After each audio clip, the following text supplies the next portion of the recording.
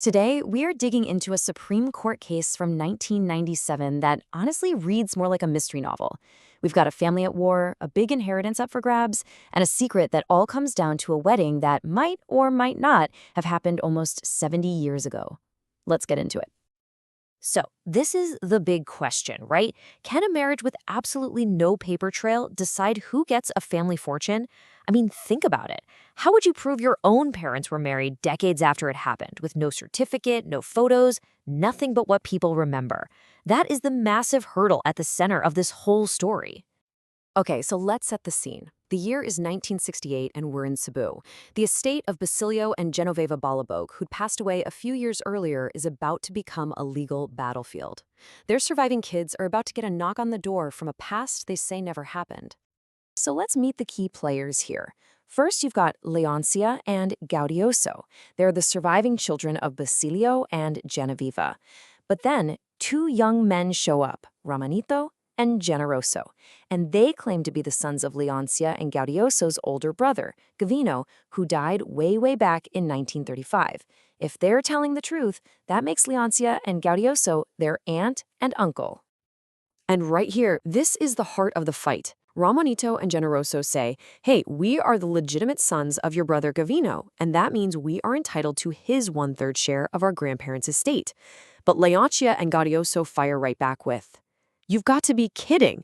Our brother died single. He never had kids. We have no idea who you guys are.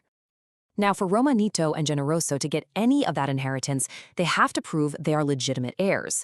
And the only way to do that is to first prove that their parents, Gavino Balogbog and a woman named Catalina Ubas, were legally married. And here's where they hit a giant brick wall. The wedding was supposed to have happened way back in 1929. But when they go looking for the official record, the slam dunk primary piece of evidence for any marriage, there's nothing, not a single trace. The marriage certificate just doesn't exist. So what do? I mean, how on earth do you build a legal case for a marriage that seems to have completely vanished from the official record? Well, the nephews decided if they couldn't build their case on paper, they'd build it on people's memories. With no documents to rely on, the nephews' lawyers go for a bold strategy. They decide to literally reconstruct the past, using the living memories of people who were actually there. They call three very important witnesses to the stand. Their entire case is going to rest on the shoulders of these three people.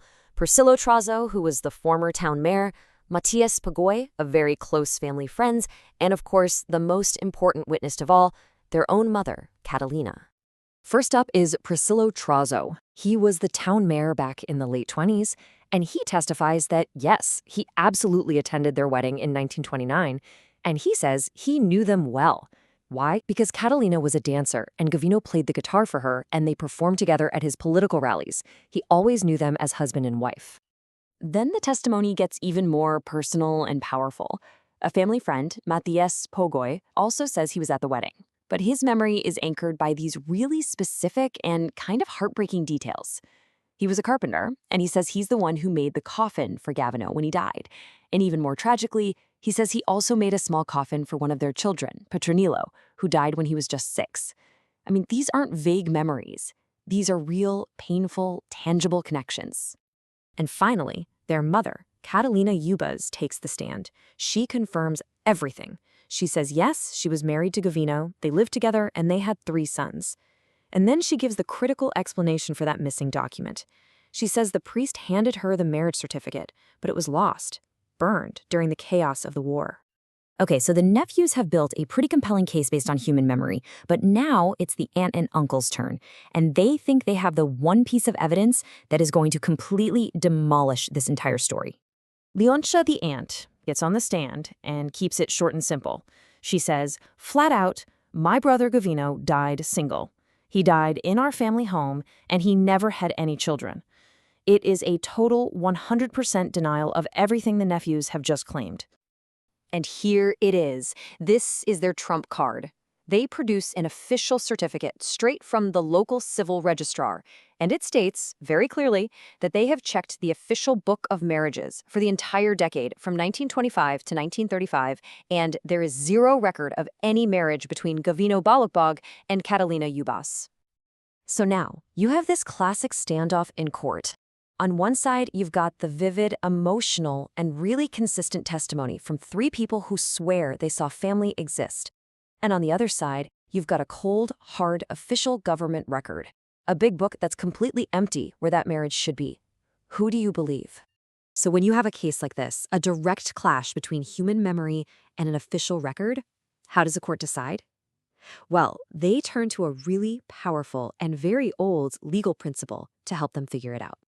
And that principle is called the presumption of marriage. Basically, what it says is that if a man and a woman live together and act like they're married, and everyone in their community thinks they're married, the law will presume that they are in fact married. The law always prefers to see a marriage as valid because it's the foundation of family and society.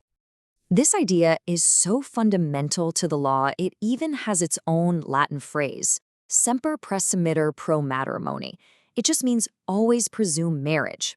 What that does is it flips the script. The burden of proof isn't on the nephews to prove the marriage happened, it's on the aunt and uncle to prove with really strong evidence that it didn't. And that's exactly how the court rules. They said that an empty page in a book just isn't enough. The absence of a record doesn't prove a marriage never happened. It just proves it wasn't recorded in that one specific book.